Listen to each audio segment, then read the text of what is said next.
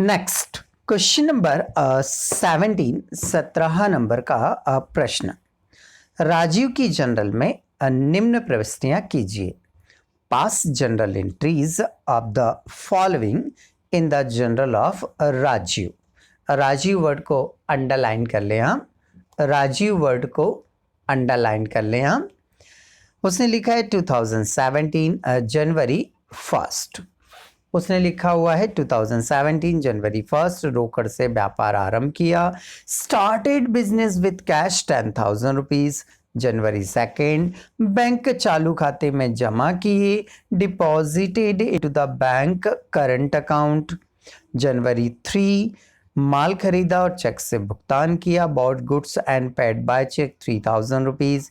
जनवरी 4 राम को माल बेचा। Goods sold to Ram 2,000 rupees. जनवरी 5 को राम ने चुकते भुगतान के लिए राजीव के बैंक खाते में जमा किए।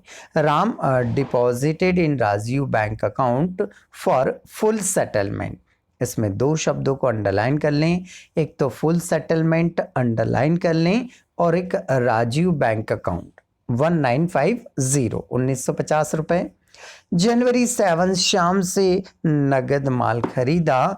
Purchases goods from Shyam in cash।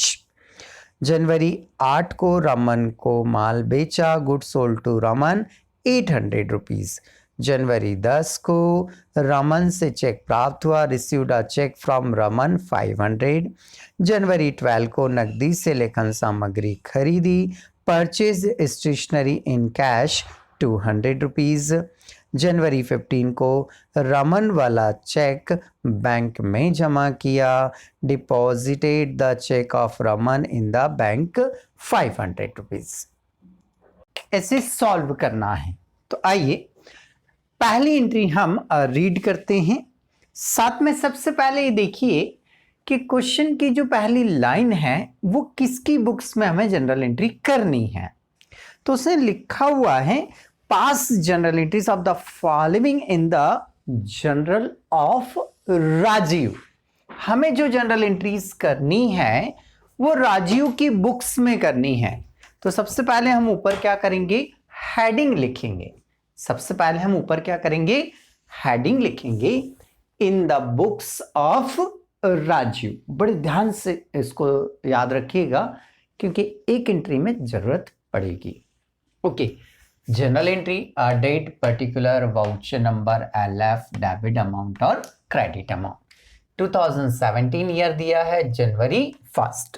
पहली एंट्री ने लिखा हुआ है कि रोकड़ से व्यापार आरंभ किया। Started business with cash. ठीक है, राजीव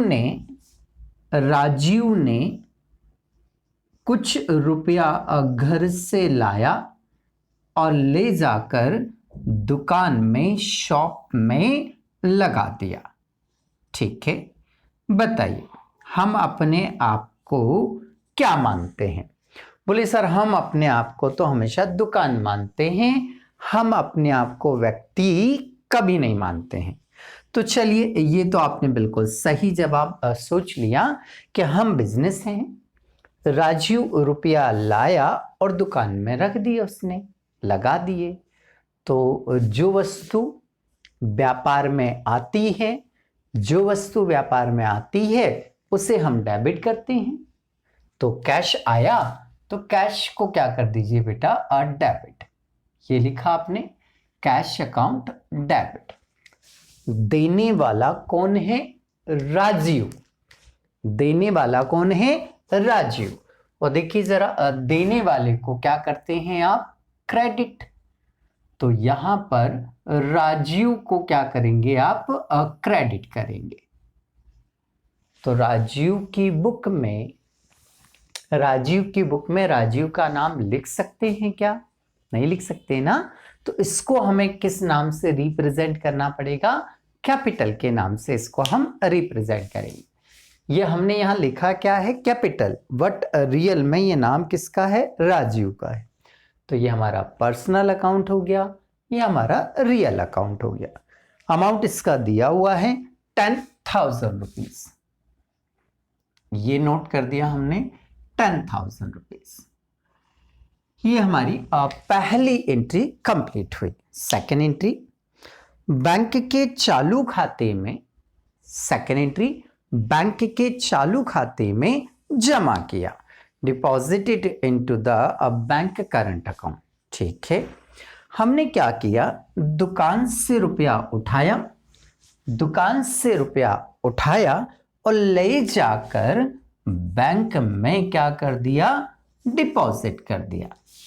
तो यहां से वस्तु, वस्तु मतलब रुपया, यहां से रुपया जा रहा है, जा रहा है, तो फिर हमारा नियम क्या होता है कि जो वस्तु व्यापार से जाती है, जो वस्तु व्यापार से जाती है उसे हम क्रेडिट करते हैं। तो टू कैश अकाउंट। अब जब वस्तु हमारे पास से जा रही है तो कोई तो पाने वाला होगा, तो अपन ने रुपया कहाँ जमा करा, बैंक में, तो बैंक क्या हो गई, पाने वाली, और पाने वाले व्यक्ति को, पाने वाले व्यक्ति को क्या करते हैं हम, डेबिट। तो यहां हम लिखेंगे बैंक अकाउंट डेबिट। बैंक मेरा पर्सनल अकाउंट है, कैश मेरा रियल अकाउंट है। अमाउंट उसने जो दिया है वो है 5,000 रुपीज। ये लिखा आपने 5,000 रुपीज। नरेशन आएगी, being cash deposited into the bank current account. ये हमारी एंट्री यहां कंप्लीट। नेक्स्ट अगली एंट्री थर्ड, माल खरीदा और चेक से भुगतान किया, bought goods and paid by a cheque. 3 को, ठीक है, माल खरीदा और हमने चेक से क्या कर दिया, पेमेंट कर दिया। माल खरीदेंगे तो दुकान में गुड्स आएगा, माल खरीदेंगे तो दुकान में गुड्स आएगा, तो गुड्स आ गया।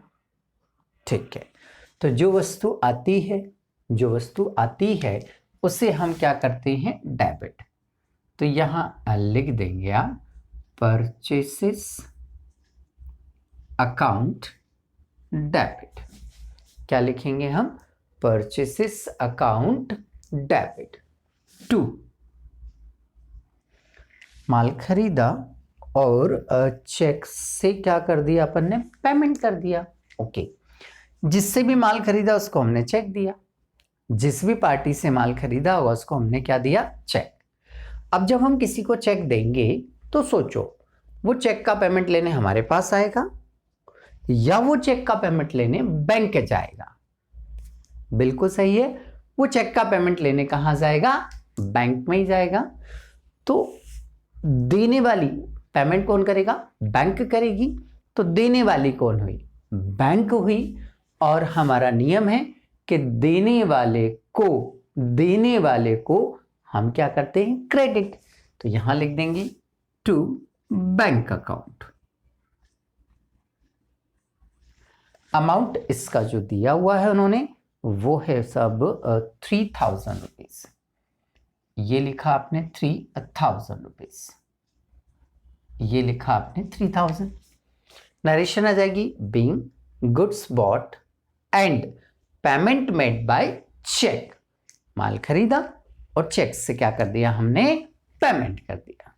नेक्स्ट, जनवरी 4 को राम को माल बेचा, राम को माल बेचा। देखिए, हमने पहले भी आपको बताया था कि जब भी हम किसी से माल खरीद रहे हैं, परचेस कर रहे हैं, या किसी को माल हम सेल कर रहे हैं और 2 वर्ड यदि मुझे वहां दिख जाएं, कितने वर्ड, 2 वर्ड यदि मुझे दिख जाएं, तो वो ट्रांजैक्शन जो होता है वो उधार हो जाता है। कौन कौन सी 2 वर्ड बताए थे हमने, एक तो गुड्स होना चाहिए और एक किसी व्यक्ति का नाम होना चाहिए। यदि ये दोनों वर्ड दिख रहे हैं, इट मीन्स हमें मान के चलना है कि ये ट्रांजैक्शन नगद नहीं है, क्रेडिट में है, नॉन कैश है, उधार में है ये। तो एक बार फिर से पढ़ लेते हैं हम। उसने लिखा हुआ है राम को माल बेचा, राम को माल हमने क्या किया है, बेचा है, तो उधार हो गया ये। चलिए कोई बात नहीं। दुकान से माल हमने उठाया, दुकान से माल हमने क्या किया, उठाया। जैसे मान लीजिए ये चार माल है, यहाँ पर गुड्स है ये, इनमें से मैंने ये दो माल क्या करा, गुड्स क्या उठाया और उठाकर राम को क्या कर दिया, बेच दिया। ठीक है, तो दुकान पे पहला इफेक्ट दुकान पे देखा करो। दुकान पे बताओ वस्तु आ रही है, दुकान से वस्तुएं जा रही है। बोले सर जा रही है। तो जो वस्तु व्यापार से जाती है, जो वस्तु व्यापार से जाती है उसे हम क्या करते हैं, क्रेडिट।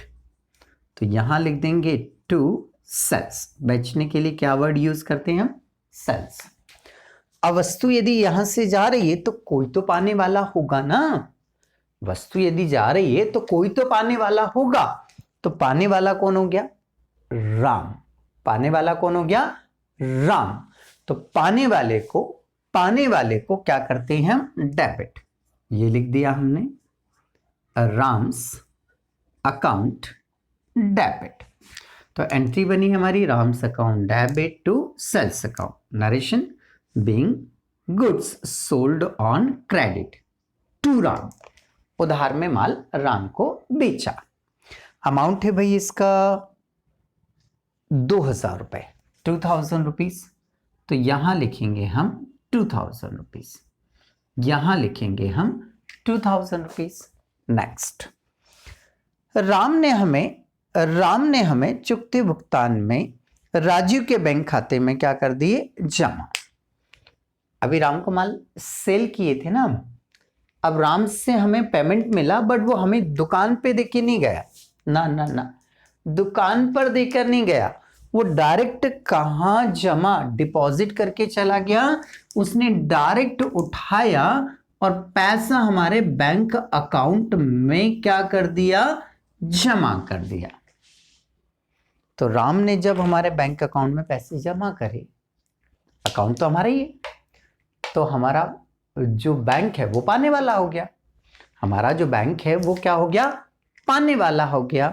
राम ने जब पैसे यहां जमा करे तो ये पाने वाला है। ठीक है, तो पाने वाले को क्या करते हैं, डेबिट करते हैं। तो यहां एंट्री क्या हो जाएगी हमारी, बैंक अकाउंट डेबिट। अच्छा, देने वाला कौन है, राम। भाई देने वाला कौन है, राम है, और देने वाले को क्या करते हैं हम, क्रेडिट। तो यहां लिख दिया हमने टू राम्स अकाउंट। अब देखिए कुछ अमाउंट का डिफरेंस हो रहा है क्या, डिस्काउंट बोलेंगे क्या, और डिस्काउंट है तो लिखेंगे क्या, ये कुछ प्रश्न हमारे सामने आए। तो देखिए हिंदी में उसने एक वर्ड लिखा हुआ है चुकते भुगतान में, हिंदी में एक वर्ड लिखा उसने चुकते भुगतान में, और इंग्लिश में लिखा हुआ है फुल पेमेंट, फुल पेमेंट।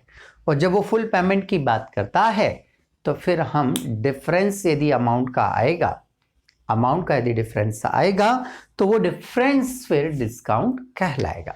चलिए देख लेते हैं। राम को हमने माल सेल किया था 2000 रुपए का, ठीक है, और वो फुल पेमेंट में पे कर रहा है 1950। 2000 का माल सेल किया था, 1950 पे कर रहा है, इट मीन्स 50 रुपीज का डिफरेंस आ रहा है, और ये डिफरेंस डिस्काउंट कहलाएगा।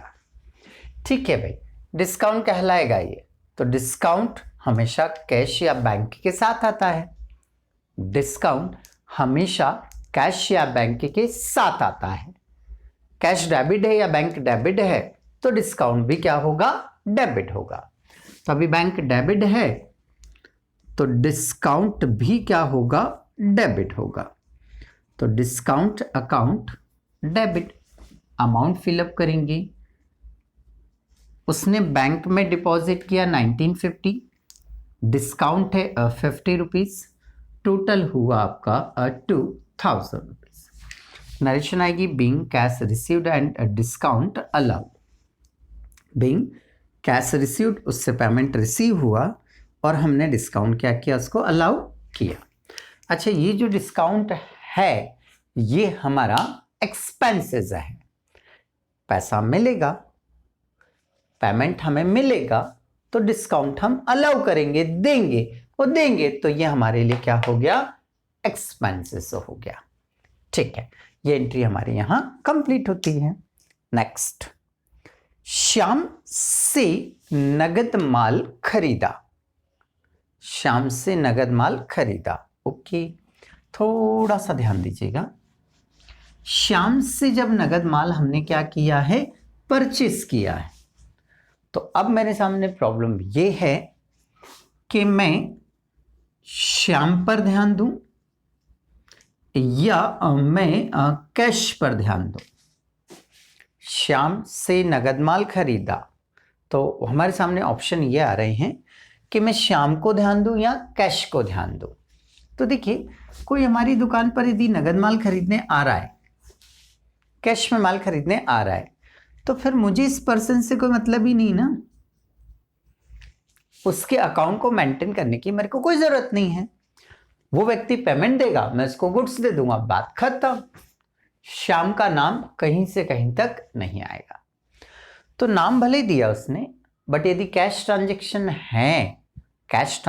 है तो इस नाम को हम इग्नोर करेंगे। मीन्स मैं इस एंट्री को पढ़ूंगा कैसे, मैं पढ़ूंगा नगद माल खरीदा, दैट्स ऑल। नगद माल खरीदा, गुड्स बॉट ऑन कैश, इतना पढ़ूंगा मैं। ठीक, तो श्याम के नाम को भाई डिलीट करें क्योंकि कंफ्यूजन हो जाएगा फिर।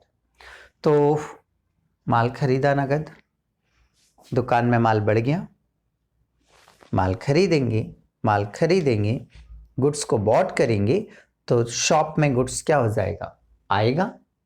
गुड्स जब आता है, तो जब गुड्स आता है तो उससे क्या करते हैं हम, डेबिट।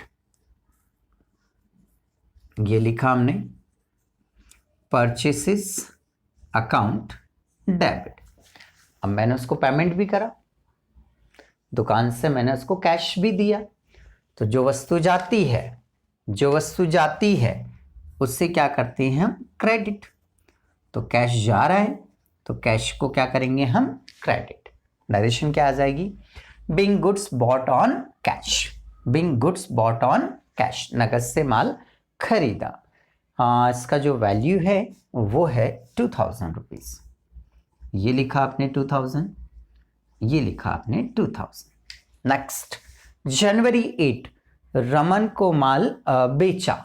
ठीक है, सिमिलर हुआ, गुड्स उठाया, रमन को सेल किया। इसमें गुड्स वर्ड भी है, गुड्स वर्ड है, रमन का नाम है, इसका मतलब ये ट्रांजैक्शन कैसा हो गया, क्रेडिट हो गया। बिल्कुल सिंपल एंट्री होगी। हमने यहाँ से गुड्स उठाया और रमन को सेल किया, गुड्स उठाया और रमन को सेल किया, तो गुड्स क्या हो गया, कम। और जो वस्तु दुकान से जाती है तो उसे हम क्रेडिट करते हैं। तो यहां लिख देंगे हम टू सेल्स अकाउंट। ठीक है, अब यहां से तो गुड्स गया तो हमने क्रेडिट कर दिया। अब उठाकर हमने किसको दिया, रमन को, तो रमन क्या हो गया, पाने वाला। और डेबिट द रिसीवर, पाने वाले को क्या करते हैं हम, debit. Raman's account debit to sales account. Amount है इसका 800 रुपीज, ये 800 रुपीज। नेक्स्ट, अगली एंट्री देखें हम, रमन से चेक प्राप्त हुआ 10 तारीख को, ये रहा। अब जब भी चेक मिले तो आगे वाली एंट्रियों को थोड़ा सा पढ़ लिया करो। क्या ये चेक वो आगे की डेट में जमा कर रहा है, बोले हाँ सर जमा कर रहा है। लास्ट एंट्री देखेंगे तो बैंक में जमा किया उसने, हाँ जनवरी 15 को देखिए उसने रमन वाला चेक बैंक में जमा किया है। तो फिर हम इसे चेक इन हैंड के नाम से ही लिखेंगे क्योंकि बाद में जमा करने जाएंगे। तो चलिए, रमन से चेक मिला, रमन ही ना, हाँ जी, रमन से चेक प्राप्त हुआ। जो वस्तु दुकान में आती है उसे हम डेबिट करते हैं, जो वस्तु दुकान में आती है उसे हम क्या करते हैं, डेबिट करते हैं। देने वाले व्यक्ति को क्रेडिट करते हैं, देने वाले व्यक्ति को क्या करते हैं हम, क्रेडिट करते हैं। तो टू रमन्स अकाउंट, नरेशन आएगी being check received from Raman. Raman से जो चेक रिसीव हुआ है उसका अमाउंट उसने गिवन किया है 500 रुपीज। नेक्स्ट 12 डेट को स्टेशनरी नगद खरीदी, ठीक है, स्टेशनरी दुकान में आ जाएगी, स्टेशनरी दुकान में आएगी, जो वस्तु व्यापार में आती है उसे हम क्या करते हैं, डेबिट करते हैं। दूसरा, स्टेशनरी का परचेस करना हमारा एक्सपेंसेस है, स्टेशनरी का परचेस करना हमारे लिए एक्सपेंसेस है, तो भी हम इसे बोल सकते हैं कि हमने डेबिट किया। अच्छा, जब हम स्टेशनरी खरीदेंगे तो पेमेंट करेंगे ना, पेमेंट करेंगे, और पेमेंट करेंगे तो वस्तु क्या हो रही है, कैश क्या हो रहा है, जा रहा है। तो जो वस्तु जाती है, जो वस्तु जाती है उसे हम क्या करते हैं, क्रेडिट। तो टू कैश अकाउंट। अमाउंट और देखें कितने रुपीज हैं, बोले सर इसका अमाउंट है 200 रुपीज, ये 200 रुपीज। नेक्स्ट, रमन वाला चेक 15 तारीख को बैंक में डिपॉजिट कर दिया, चेक यहां से उठाया और बैंक में हमने क्या कर दिया, डिपॉजिट कर दिया। चेक उठाया, बैंक में जमा कर दिया, तो बैंक क्या हो गई, पाने वाली।